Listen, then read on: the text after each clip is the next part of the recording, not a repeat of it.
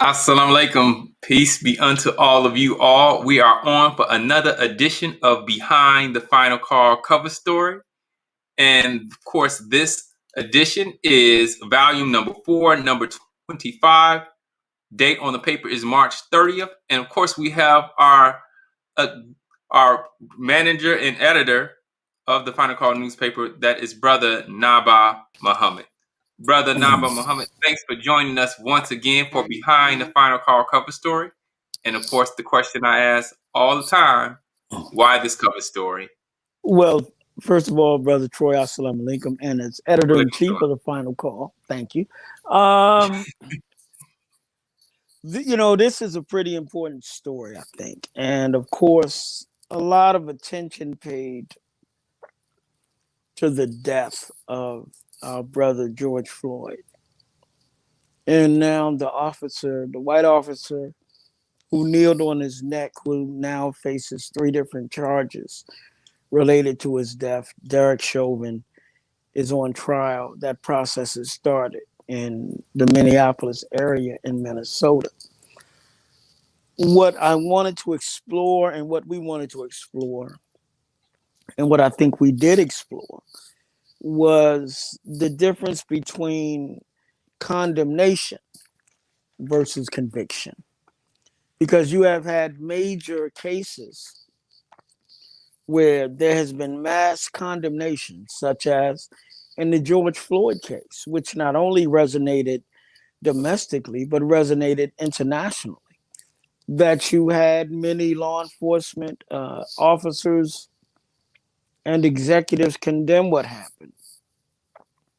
But the question is, what about convictions? And so that brings us back historically to the 1995 murder of Emmett Till in Money, Mississippi, where white men went on trial for his killing. They were essentially set free. The same white men literally admitted to killing him in a magazine article. Nothing else happened. So the difference between condemnation and conviction is what we talk about. And we also cover a few stories, but we add in particular a story out of Boulder, Colorado, where a young man was just simply on his way home, was stopped by police, and he ends up dying. Of course, now there's been admission that the police had no reason to stop him. Then that was in Colorado. Then that was our little brother Elijah McClain in Aurora, Colorado. Then you had, of course, Ahmaud Arbery in Brunswick, Georgia, approached by some people that decided they just needed to stop him, and he ends up dead. Then, of course, you had a really, all of these incidents they're beyond disturbing. They're actually horrifying. They are actually inexcusable. They are actually a condemnation of what is wrong with this society and a verification of how Caucasian people have treated Black people in this country since before the inception of the country. Daniel proved, and this was a brother in Rochester, New York, who was naked in the street, and police held him down. They eventually put some kind of hood on his face, saying that he was, or mask rather, on his face, saying that he was spitting on them, and he died. A little while after his arrest, or shortly after his arrest. So these instances, there are others. We had the anniversary of the death of Breonna Taylor in Kentucky. a lot of coverage, a lot of protests, a lot of outrage, a lot of tributes to Breonna Taylor, even from the WNBA, the Professional Women's Basketball League. No charges filed against the officers responsible for taking her life. And we know that with Breonna Taylor in Louisville, Kentucky, they crashed into her home, no knock warrant, quote unquote, looking for someone who didn't live there and for someone that was actually in police custody at the time when they crashed through this young black woman's door unannounced. Her boyfriend, a black man, went to defend this home invasion, which is what it was to him. And he fired one shot. And, of course, Breonna Taylor was killed. So, very extensive story. I hope that people will really take the time to read it. There are all kinds of interesting nuances to some of these stories or interesting details. Like, for example, in Rochester, New York, the mayor and the police department chief, when these things happened to Daniel Prude, were both black. There's now been a report saying that the black female mayor withheld information. She didn't speak honestly to the public about what actually happened. And she was dissuaded from actually presenting the video, which was held for some time in Aurora, Colorado, while the cops have not been charged. A woman who's an activist said she's been charged and she faces a significant amount of time in prison if convicted. In Ahmaud Arbery's case, his mother has literally moved out of the state of Georgia, trying to find some semblance of peace and trying to rebuild her life. So we really hope that you'll check out the story and the headline for that story, and you can get it at finalcall.com, and you can subscribe at digital.finalcall.com. The headline is Cries, Condemnation, but No Convictions. Despite protests, politics, and lawsuits, killers of blacks still almost never go to prison. So we think that's an important piece. Thank you, Brother Naba. Thank you very much for that. And of course, that appears on page 3 of the paper. So we encourage you, as always, please make sure that you get a subscription to the digital edition of the Final Call newspaper. And of course, when you see the brothers in the street, man, support them. You're not just supporting the paper. You're not just supporting independent news, but you're supporting the development of programs and making our community basically a decent and clean place to live. So please make sure that you support whenever you have the opportunity to do so. Yeah, and also I wanted to add in regard to Rochester, inshallah, God willing, next week we will have a story about Rochester and policing, because you've had several incidents, not just Mr. Prude. You had a 9-year-old girl black girl pepper sprayed in the back of a police car. You had a woman with a child allegedly accused of shoplifting and trying to run away, who was pepper sprayed with her child with her. So these are, and again, Rochester, New York. Now that's supposed to be the North. So the narrative is that things were better for us in the North. Well, the narrative and the reality often are not the same. So look for that next week in the Final Call, God willing. Thank you, Brother Naba. We're going to the next story, which actually appears on page 2. Activists call for end to China genocide against Muslim ethnic group. Can you tell us why that story is an important article? Well, this story deals with the plight of the Uygher Muslims, which is an ethnic group of Muslims in China who are now being victimized by the Chinese government, and the Uyghur Muslims are really appealing to the world because they finding themselves being the victims of sterilization. They're finding themselves being placed in the prisons, and they're finding themselves under attack because of their religion, because of their culture, because of their names, and the province that which is really kind of their homeland, was basically annexed by China at one point because they were conquered by the Chinese. So they are not ethnic Han Chinese. They are different people, and they're really suffering.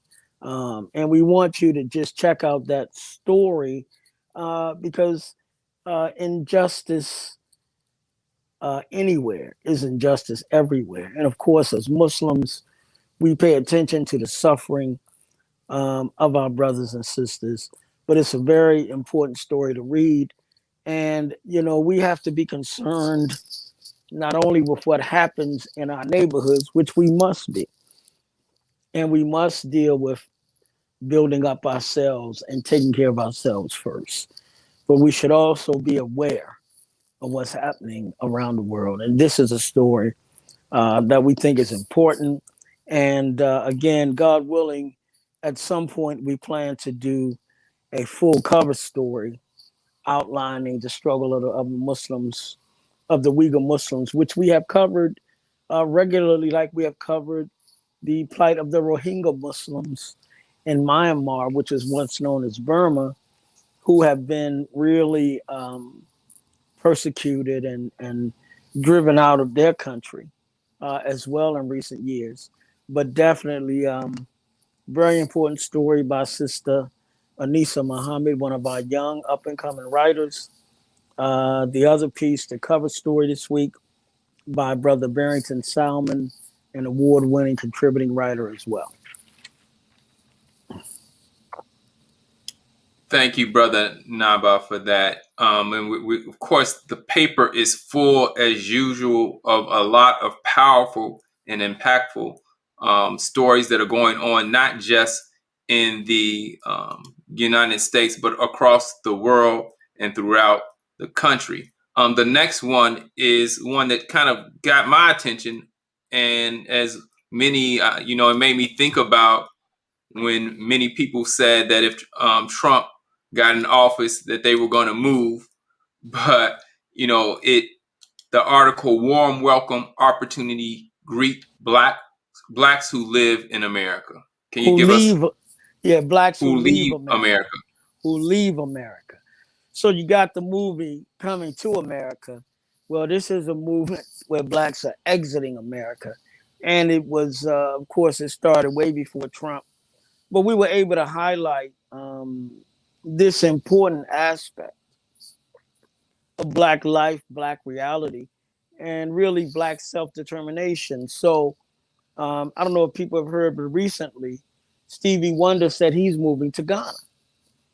And he's had a long relationship with Ghana.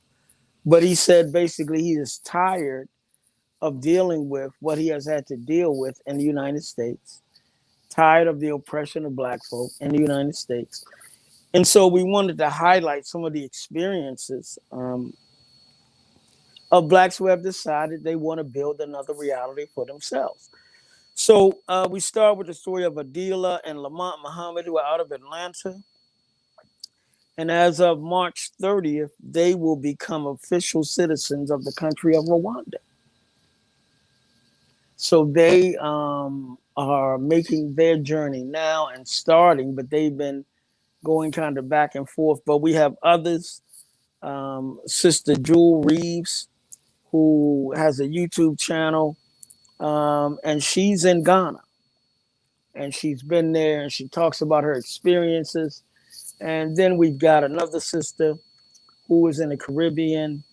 And then we have a sister, Diana Musawi, who moved from LA and now she's in South Africa, where she and her husband run a business where they deal with kind of African art and collectibles and clothing. But we wanted to show that there is life for Black folks outside of the American context. We don't have to feel as though we're limited to America, and if things don't go well here, we have no other options. No, we got options. The Honorable Elijah Muhammad said we are part of the original family, and that spans 196,940,000 square miles. But check out that story. Very well written, very interesting. And you've got people. The interesting thing to me is you got Black folks charting their own course, and often what's connected with their life and their living and a higher quality of living, right, is that many of them are also going into business. And many of them are going into business and they are establishing some kind of charitable, nonprofit, non-governmental organization. So these are not people that are simply traveling so that they can exploit or take advantage of. They're actually coming to help build and to develop. And it's a very well-written story, like I said, very fascinating. So please check it out, share it. And again, finalcall.com. And of course, you can subscribe at digital.finalcall.com. We need examples and stories that are bigger than just, Black folk being shot down in the street. That is part of our reality. But we can also build a different reality, and we can build that reality here in America, and we can build it elsewhere. So we really hope you'll check it out. Thank you very much, Brother Naba. And that narrative is important to hear, because in many instances, we hear what we're not doing, and that is important that we see and acknowledge that we have options. If we don't want to be here, we can go other places. And like you said, the Honorable Elijah Muhammad taught us that, and we were given from Master Muhammad, that the whole earth belongs to us. All 196,940,000 square miles of it belong to us, so that we don't have to see ourselves as just being isolated to being in this one location. And you've covered in previous editions, and of course, it triggered my mind of thinking about one of the workshops that occurred during Savior's Day, which I encourage everyone to go and check those out. Is that, man, we talk about what Black people aren't doing, and we don't realize in many instances all of the powerful and impactful things that people are actually doing and making happen, and we can contribute to doing those things, and we can do more ourselves. And I think that's very important. I really do. We can never think of ourselves solely as victims, right? Even though we have enemies. See, we can't act like we don't have enemies, and we cannot act like we have not been victimized, and we cannot act like we do not have opposition. But we know from the teachings of the Honorable Elijah Muhammad, none of that will stop us if that's right. We hold on, lay hold to the truth of what this man taught and what he was given, and what his example, 40 years of work, has shown. And the 40-something years now, the 60-something, 65 years total work of the Honorable Minister Louis Farrakhan, to be able to be successful despite your enemies. So we have to learn how to come together and how we can now work collectively for our own benefit. And of course, once you do something internationally, you can now connect those. You can connect those operations, or you can connect that activity with your domestic activity. But it's all about building a reality for yourself that you will never achieve so long as you depend, hope, and pray that white people are going to change. I would respectfully submit that history doesn't bear that out.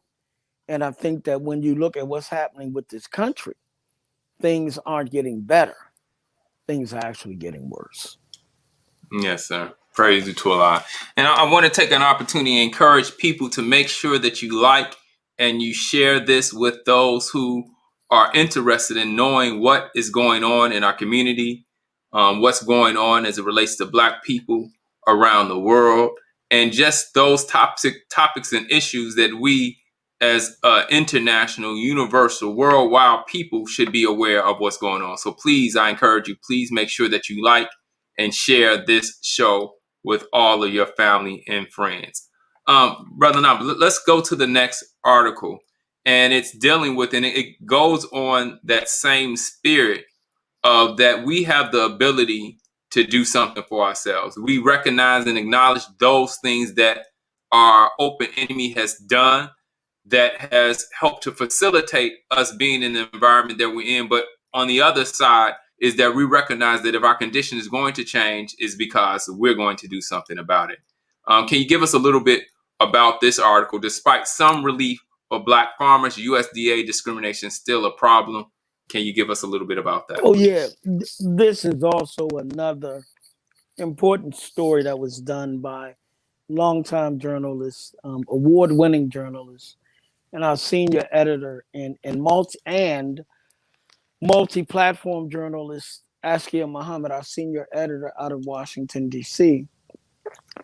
So we know that President Biden recently signed the $1.9 trillion COVID relief bill that's called the American Rescue Plan, which sets aside $10.4 billion for agricultural support, with about half of that money set aside for non-white farmers, and it allocates extra federal money to farmers who have been subjected to quote ethnic prejudice because of their identity as a group. So this is a major victory for black farmers.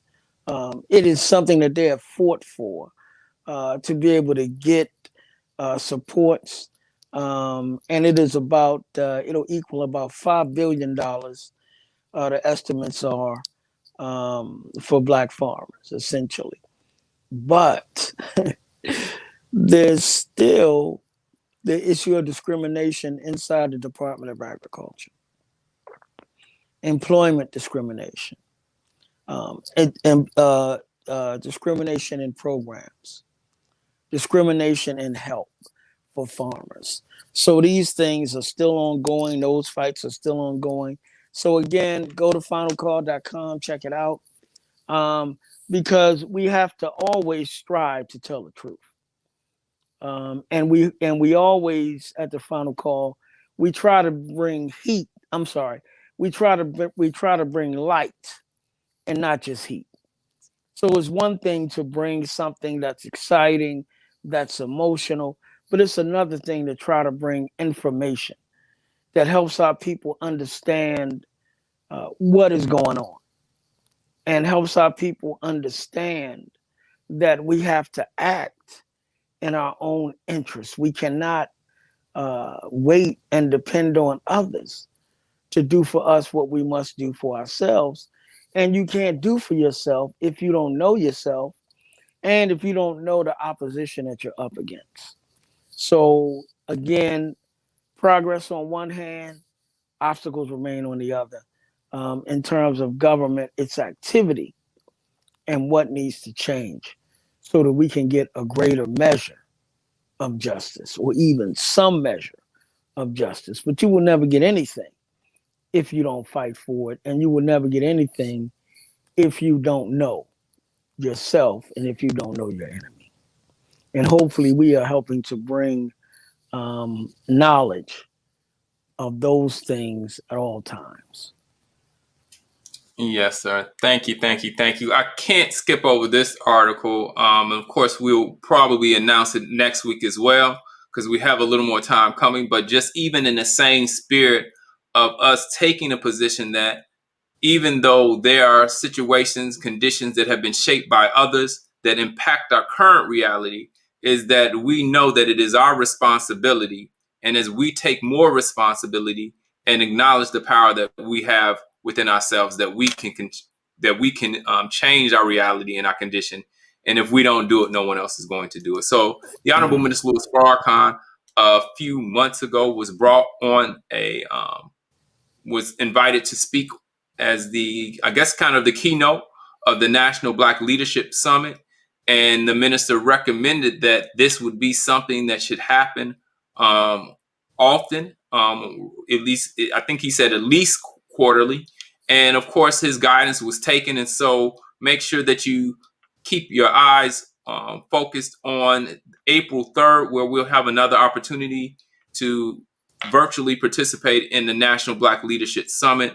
And of course, that is on April 3rd, but you will definitely be, Allah willing, hearing more information about that.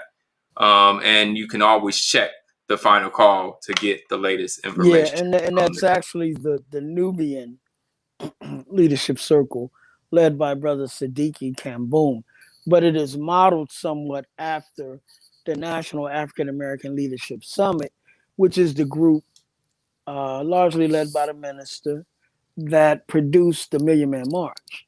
So again, get the information. The virtual conference will be next month. The virtual conference will be April 3rd. So it's the Nubian Leadership Circle, and it is led by Brother Siddiqui Kamboum, and this will be the second Black Leadership Summit hosted by the Nubian Leadership Circle. The other thing this does, brothers and sisters, is it not only gives you an idea of what Black folk are doing around the country, it also gives you the opportunity to join in those efforts. And the more of us that join in those efforts, certainly, the more they can grow and the more we can build. And the other question that I ask is, if you're not going to do something for yourself, okay, what's the alternative? That's right. What? You're going to wait? Wait for who? Wait for who to do what? You got a president that his party has, quote unquote, control of the House and the Senate, and he's in the White House. But he still cannot move legislation the way that he wants to. As a matter of fact, one of his own members of his party, Senator Joe Manchin from West Virginia, is exerting huge power. One person. Listen to what I'm saying. One white senator from West Virginia is exerting huge power because the Democratic majority is so slim. It's like 50 to 51 in the Democrats' favor. So the Democrats have to have every vote lined up if they're going to be able to move things. And they can't even do that at times because Joe Manchin wants things to go a certain way, and he continues to move in that way. Now, I only say that to say this. Not that my hope is in electoral politics, but to say if the president that you voted for, Black folk, can't move his agenda or finds his agenda, his political appointees threatened by this one white man in the Senate, what are you going to do? You're going to wait for these people to change, to have a change of mind, to have a change of heart, to have a change of understanding, as opposed to doing everything that we can to have our own success, to build our own infrastructure. And the other thing I believe is this, brothers and sisters, once you get involved on one level, now you're ready to get involved in another.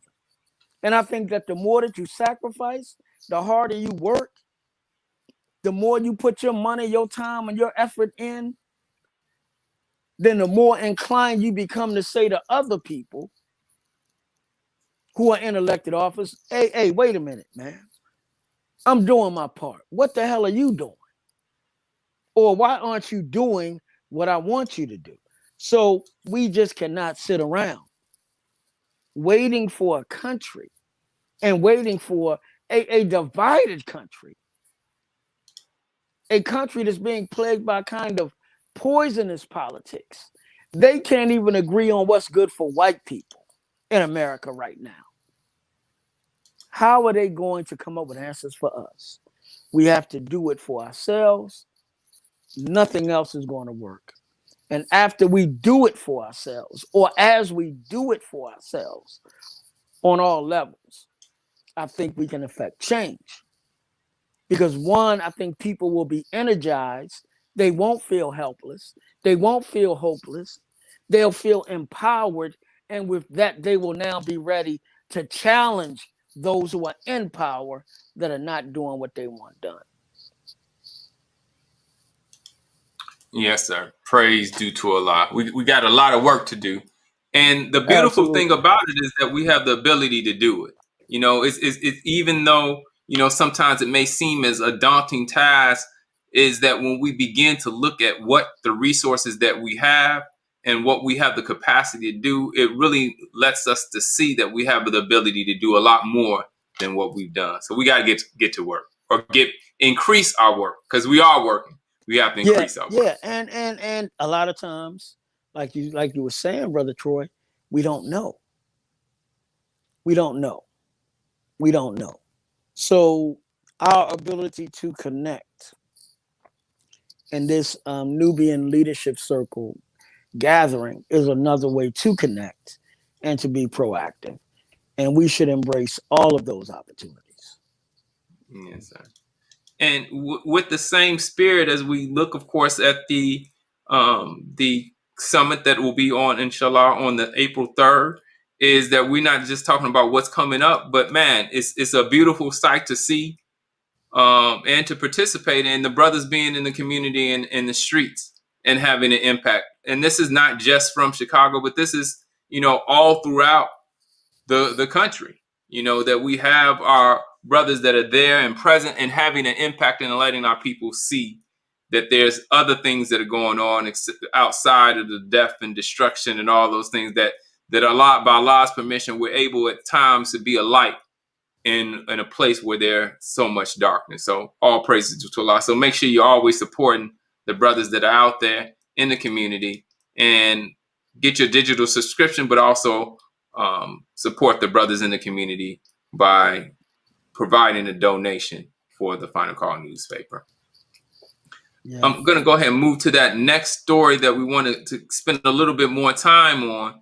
And that, of course, is, and it's so important that we are staying abreast on what's going on with COVID. On page 11, there's an article, concerns about mutant viruses and reported vaccine injuries. Can you give us a little bit more about Sister Charlene, Muhammad's article, the national correspondent, and why that article is important? This is part of our continuing coverage over the past year, and our focus on COVID. And this is really a very important piece. Couple things. One, if you read the article, you can read about the reporting system that the federal government has in place that allows you to essentially document, present, or of course to report things that are happening related to getting the vaccine. But there are problems with the system, and there are now questions about how accurate the reporting is and who's actually doing the reporting, so that we can have the actual facts about this experimental vaccine as it continues to be used and as it continues to be spread throughout the society. The other thing, again, is these variants, these mutant strains of COVID-19. So if you read the story, you'll read, I think about right now, 25% of the COVID-19 infections in California, for example, are not the initial strain, but a variant. And so the question becomes, of course, how will vaccines respond to these variants? And these variants appear to be more transmissible, meaning that they are able to be picked up more easily. That can lead to increased hospitalization And in some cases, they may even be more deadly. And so the question becomes, how does this country keep up with this ever changing, ever mutating COVID-19 virus? And that's only one. You've also got a variant out of Brazil. You also got a variant out of South Africa, these mutated versions of the virus. And then you have in Europe countries going into a third lockdown. You've had countries in Europe that some who put a hold on the AstraZeneca vaccine, and then they rescinded that. But you have others that are still not taking that AstraZeneca vaccine. So we say, please read the article at finalcall.com and subscribe. Subscribe at digital.finalcall.com. But stay abreast, stay in touch with us. Let us know if there are questions that you have. You can hit me through Twitter at RM Final Call, or you can hit us through the Final Call Facebook page, or through the Final Call at the Final Call on Instagram as well. And of course, you can relay your questions through Brother Troy. But look and listen and learn. Don't have a blind faith in people who have never told you the truth. And I think you need to ask yourself, why is it that there's so much emphasis on this COVID-19 vaccine? And there's no emphasis, no commitment, no talk about anything else really. No other. What other initiative are you hearing about at the federal level, funded by millions of dollars, that is aimed at having Black folk, listen to me carefully, that's aimed at preserving the lives of Black folk, where generally what they say is you can't do nothing to help people based on race, right? Generally, in terms of jobs, right? In terms of other things, well, you can't do that. But here we are now, and they want us to be first in line for this experimental vaccine. Brothers and sisters, I humbly say to you, don't do it. Go to the Final Call, read the articles by Minister Farrakhan, by Dr. Ava Muhammad, Dr. Wesley Muhammad. This series of articles that has been done, we probably have about close to 52 weeks of articles, maybe a little less than that, devoted to this COVID-19 disease. So read, get informed, and make a decision that will save your life.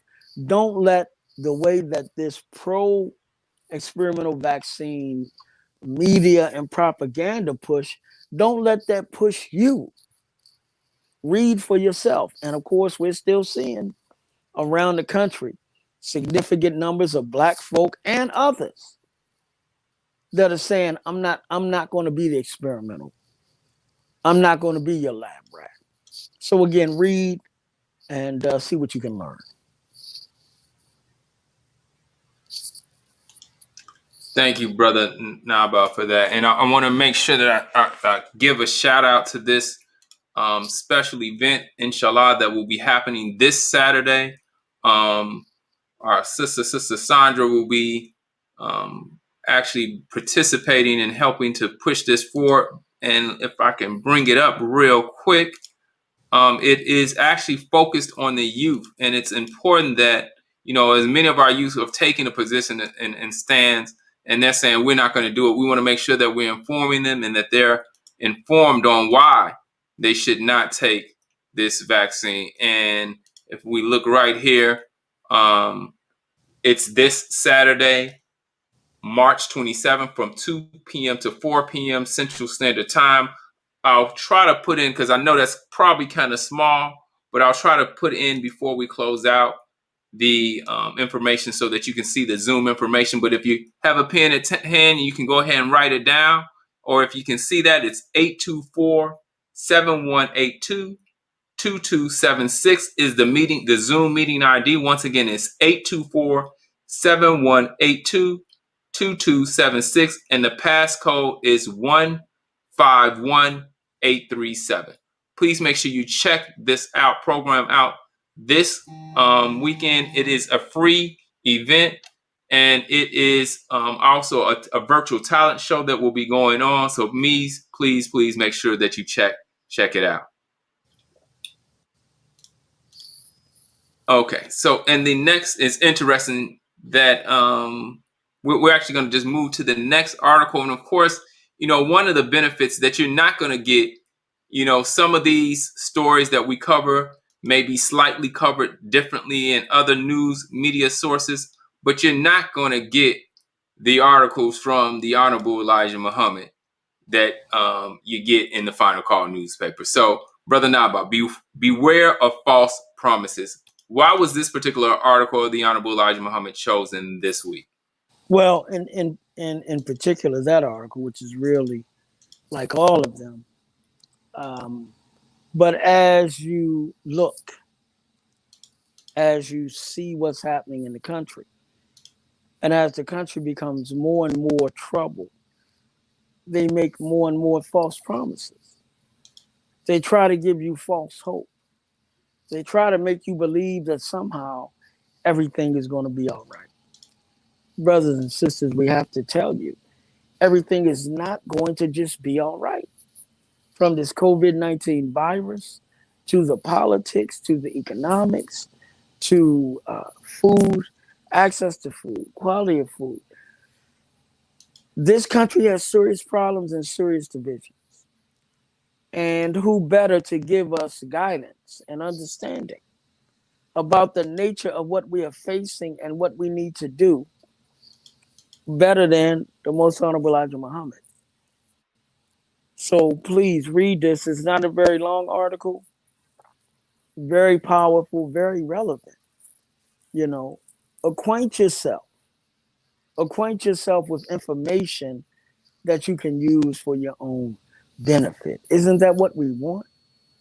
Awesome. We don't want information just for the sake of information. We don't want useless information. We want useful information, because we want information that can help us make the proper decisions for ourselves, our families, and our communities. So, again, the Honorable Elijah Muhammad, beware of false promises. Please read it and get an understanding of what we as a people are actually confronting and how we should respond. Thank you, Brother Naba. And of course, the article that always follows that one is of the Honorable Minister Louis Farrakhan. And this week, the article is titled, Justice, a Prerequisite to Life. Oh, brother, this is again,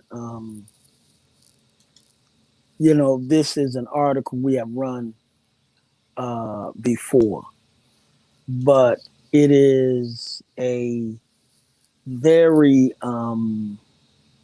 important article, because it deals with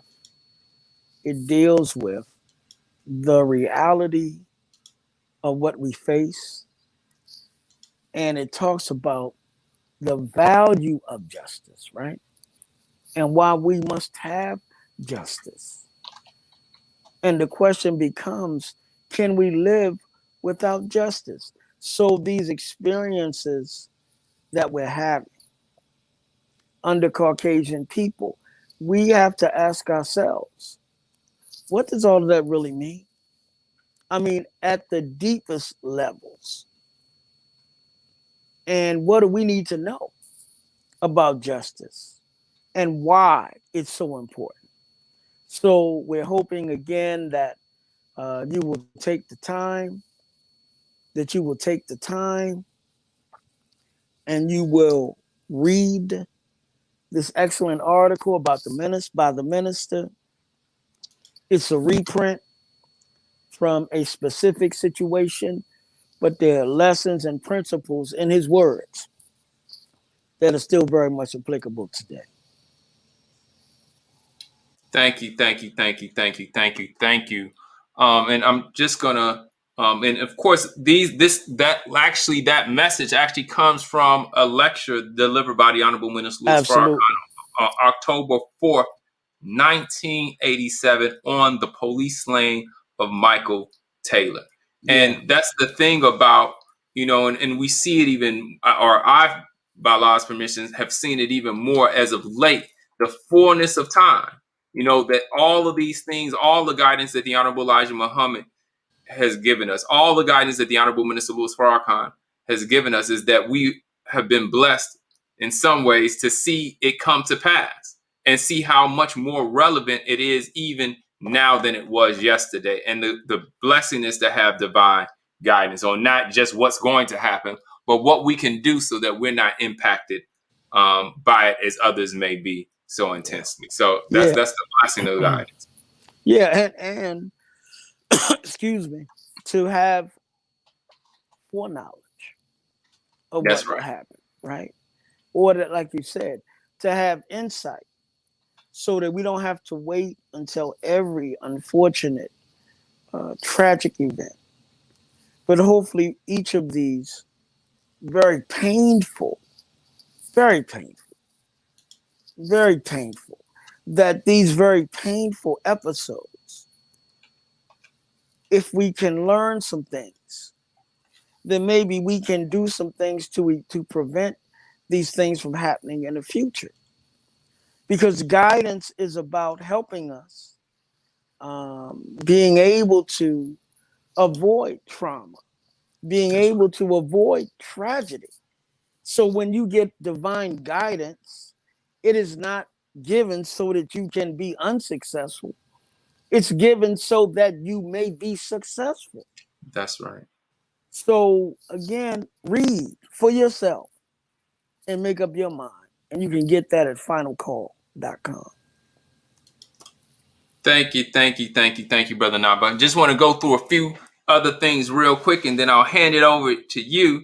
But of course, once again, this is volume number 40, number 25 of the Final Call newspaper, dated March 30th, 2021. Please make sure that you get your subscription to the digital edition of the paper, as well as when you see the brothers out in the street, as you're moving throughout your day, go ahead and support. Go ahead and support. We definitely need and will appreciate the support you can provide.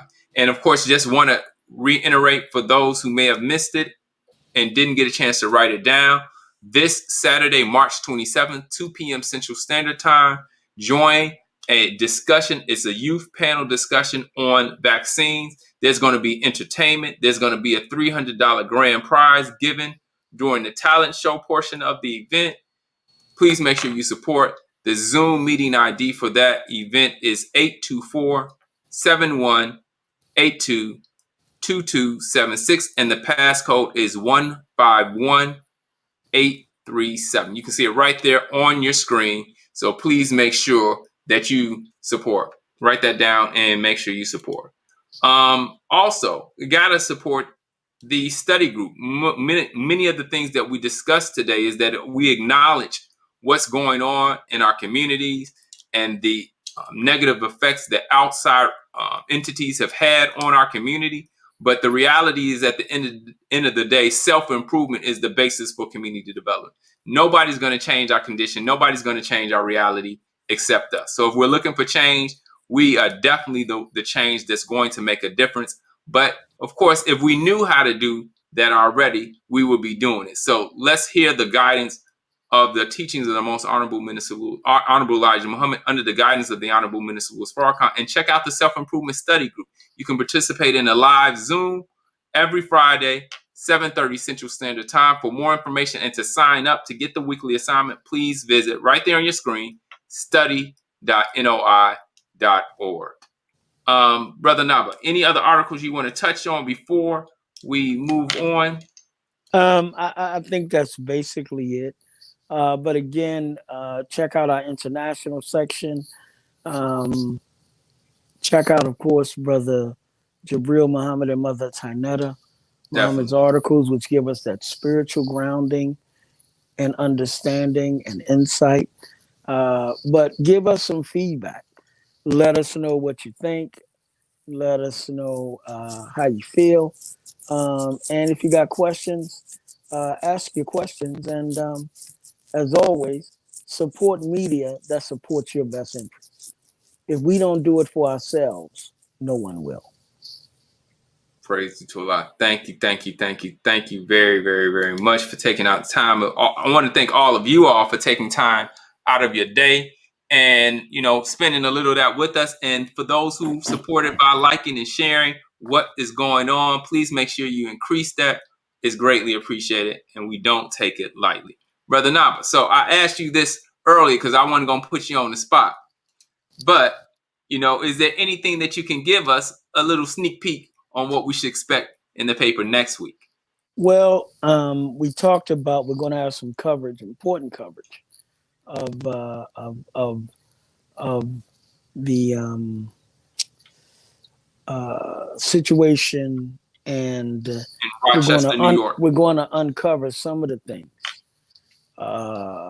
in terms of what's happening in Rochester, New York, and these abuses of Black people, and why it continues. So that's one. Also, have you ever wondered, or have you ever thought about what the COVID-19 pandemic could mean for food and access to food? I'm not talking about just food pantries and miles of people in cars, but have we asked the question, is this pandemic impacting industries? Food like milk. What about the dairy industry and milk? What about slaughterhouses where they've had COVID-19 problems and the disease has spread in these slaughterhouses?